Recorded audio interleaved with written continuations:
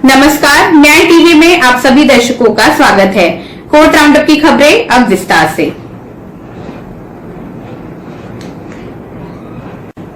Allopathy यानी modern medicine और उसके डॉक्टरों को निशाने पर लेने वाले बाबा रामदेव की मुश्किलें बढ़ती जा रही है।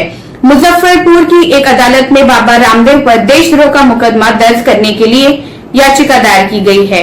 मुख्य न्यायिक अधिकारी की अदालत में ज्ञान प्रकाश ने अपने वकील सुधीर कुमार ओझा के जरिए याचिका दायर की है। ज्ञान प्रकाश पहले भी कई राजनीतियों, बॉलीवुड स्टार और विदेशी प्रमुखों के खिलाफ याचिका दायर कर चर्चा में रहे हैं। कार्यवाहक सीजेएम शैलेंद्र राय की अदालत में याचिका दायर कर रामदेव के बयानों को धोखाधड़ी करार देते हुए आपदा प्रबंधन अधिनियम के अलावा देशद्रोह और धोखाधड़ी से संबंधित आईपीसी की धाराओं में केस दर्ज करने की मांग की गई है। मामले की अगली सुनवाई 7 जून को होगी। भगौड़े हीरा कारोबारी मेहुल चौकसी की पत्नी प्रीति चौकसी ने आरोप लगाया है कि उनकी पति का उत्पीड़न किया जा रहा है। इतना ही नहीं, उन्होंने ये भी कहा है कि उन्हें एंटीगुआ के कानून पर भरोसा है। प्रीति चौकसी ने न्यूज एजेंसी एएनआई से बात करते हुए उन्होंने कहा, मेरे पति को कई स्वास्थ्य समस्याएं है, वो एंटीगुआ के नागरिक है। एंटीगुआ और बारबुडा संविधान उन्हें सभी अधिकार और सुरक्षा प्रदान करता है। मुझे कैरिबियाई देशों के कानून के शासन में पूरा विश्वास है। हम जल्द से जल्द एंटीगुआ में उनकी सुरक्षित और सही वापसी का इंतजार कर रहे हैं। उन्होंने कहा, जिस चीज ने परिवार को पीड़ा दी है वो है शारीरिक प्रताड़ना और मेरे पति के मानवाधिकार को पूर्ण अवहेलना। अगर कोई वास्तव में उसे वापस जीवित लाना चाहता था तो उन्हें शारीरिक और मानसिक रूप से प्रताड़ित करने की आवश्यकता क्यों थी।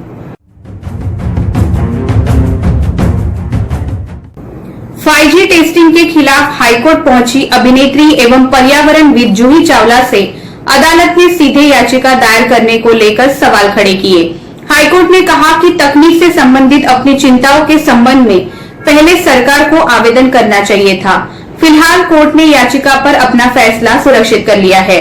जूही चावला की याचिका पर बुधवार को न्यायमूर्ति जेआर मिढ़ा ने वर्चुअल सुनवाई की। अदालत ने कहा कि चावला और 2 अन्य लोगों को पहले अपने अधिकारों के लिए सरकार से संपर्क करने की आवश्यकता थी और यदि वहां इनकार किया जाता तब उन्हें अदालत आना चाहिए था। अदालत ने विभिन्न पक्षों की दलीलें सुनने के बाद वाद पर अपना आदेश सुरक्षित रख लिया। याचिका में दावा किया गया है कि 5G वायरलेस तकनीकी योजनाओं से मनुष्यों पर गंभीर अपरिवर्तनीय प्रभाव और पृथ्वी के सभी पारिस्थितिक तंत्रों को स्थायी नुकसान पहुंचने का खतरा है। चावला, वीरेश मलिक और टीना वचानी ने याचिका दायर कर कहा कि यदि दूरसंचार उद्योग की 5G संबंधी योजनाएं पूरी होती है तो पृथ्वी पर कोई भी व्यक्ति, कोई जानवर, कोई पक्षी, कोई कीट और कोई भी पौधा इसकी प्रतिकूल प्रभाव से नहीं बच सकेगा।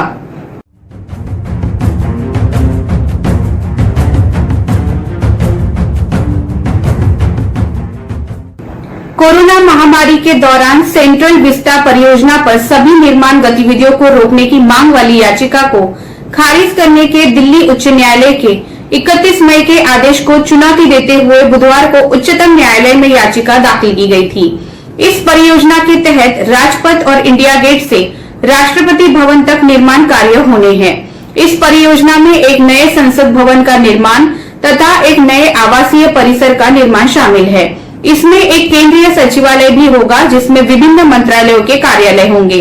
दिल्ली हाईकोर्ट ने परियोजना को रोकने की याचिका को दुर्भावना से प्रेरित बताते हुए इसे खारिज कर दिया था। अदालत ने याचिकाकर्ताओं पर 1 लाख रुपए का जुर्माना भी लगाया था।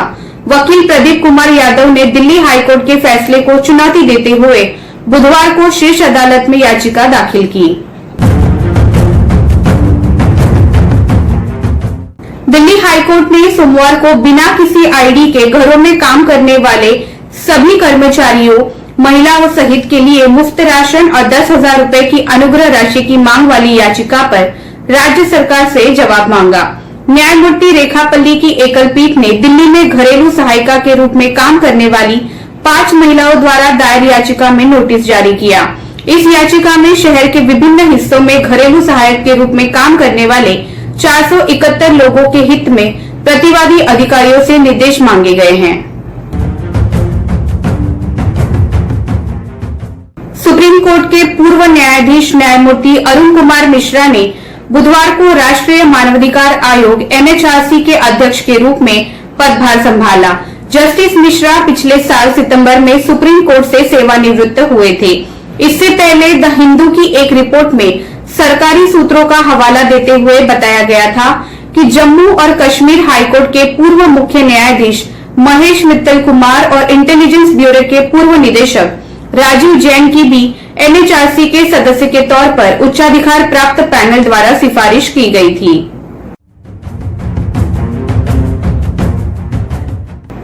ये ध्यान दिया जा सकता है कि NHRC प्रमुख का पद भारत के पूर्व मुख्य न्यायाधीश न्यायमूर्ति HL दत्त के सितंबर 2020 में अपना कार्यकाल पूरा करने के बाद से खाली पड़ा हुआ था। सूत्रों के हवाले से PTI ने बताया, जस्टिस अरुण मिश्रा ने बुधवार को राष्ट्रीय मानवाधिकार आयोग के नए अध्यक्ष के रूप में कार्यभार संभाला। उनके साथ एक पैनल सदस्य ने भी एक सदस्य के रूप में कार्यभार संभाला है।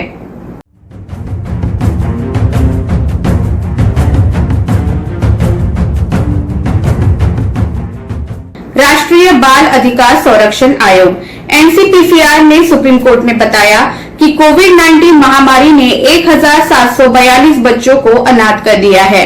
वहीं 7464 बच्चों ने महामारी के दौरान माता पिता में से एक को खो दिया है।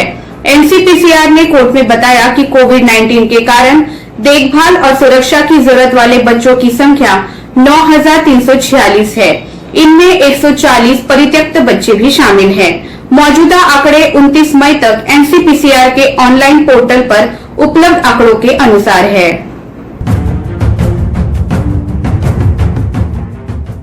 न्यायमूर्ति L नागेश्वर राव और न्यायमूर्ति अनिरुद्ध बोस की पीठ के समक्ष ये आंकड़ा प्रस्तुत किया गया है।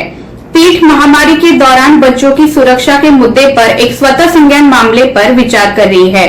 पिछली सुनवाई की तारीख 28 मई को पीठ ने किशोर न्याय अधिनियम के तहत जिला अधिकारियों को निर्देश दिया था कि मार्च 2020 के बाद कोविड-19 के कारण अनाथ बच्चों से संबंधित जानकारी बाल स्वराज नामक NCPCR के राष्ट्रीय पोर्टल पर तुरंत अपलोड करें।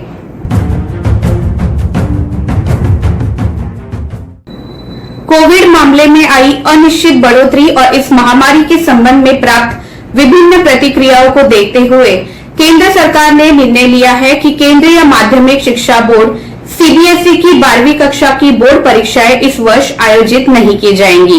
ये भी निर्णय लिया गया है कि केंद्रीय माध्यमिक शिक्षा बोर्ड CBSE 12वीं कक्षा के छात्रों के परिणामों को अच्छी तरह से परिभाषित उद्देश्य मानदंडों के अनुसार समयबद्ध तरीके से संकलित करने के लिए कदम उठाएगा। Google LLC ने information technology intermediary guidelines and digital ethics code rules 2021 IT rules 2021 के तहत सोशल मीडिया इंटरमीडिएरी SMI घोषित किए जाने के खिलाफ अंतरिम सुरक्षा की मांग करते हुए आज दिल्ली हाईकोर्ट का दरवाजा खटखटाया। याचिका पर चीफ जस्टिस DN पटेल और जस्टिस ज्योति सिंह की खंडपीठ सुनवाई कर रही थी। गूगल ने सिंगल जज बेंच के आदेश के खिलाफ अपील में अदालत का रुख किया है, जिसमें उसे एक महिला याचिका द्वारा अपमानजनक होने के कारण आपत्तिजनक के रूप में चिन्हित की गई सामग्री को हटाने का निर्देश दिया था।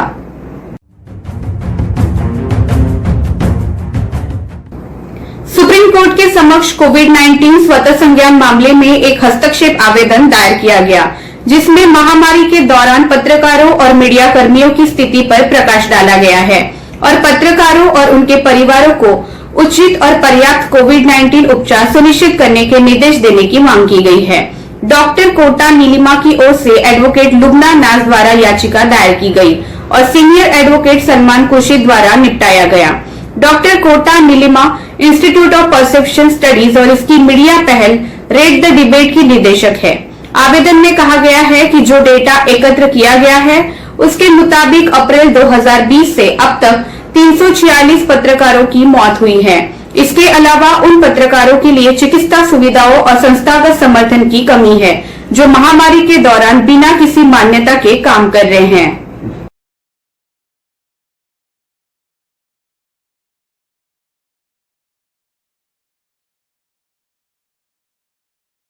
Youth bar association of India ने सुप्रीम कोर्ट के समक्ष एक याचिका दायर कर गंगा नदी में तैरते शवों को हटाने के लिए उचित कदम उठाने और ये सुनिश्चित करने के लिए निर्देश देने की मांग की है कि किसी को भी किसी भी नदी में शव फेंकने की अनुमति नहीं है, क्योंकि इससे पर्यावरण को नुकसान होता है।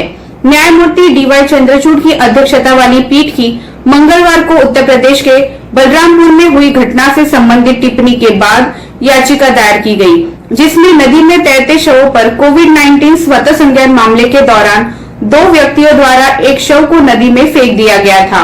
याचिका में प्रार्थना की गई है कि अनुष्ठानों के अनुसार शवों के उचित और सम्मानजनक दाह संस्कार के लिए एक मानक संचालन प्रक्रिया SOP तैयार की जाए।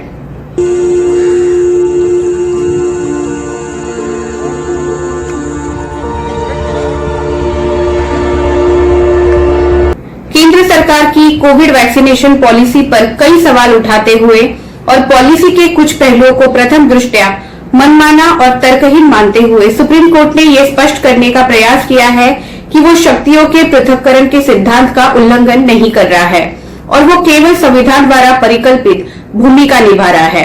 Justice DY Chandrachud, justice L Nageswara Rao और जस्टिस एस रविंद्र भट्ट की पीठ ने स्वतः संज्ञान मामले में कहा, हमारा संविधान अदालतों को मूक दर्शक बने रहने की परिकल्पना नहीं करता है जब नागरिकों के संवैधानिक अधिकारों का उल्लंघन कार्यकारी नीतियों द्वारा किया जा रहा हो।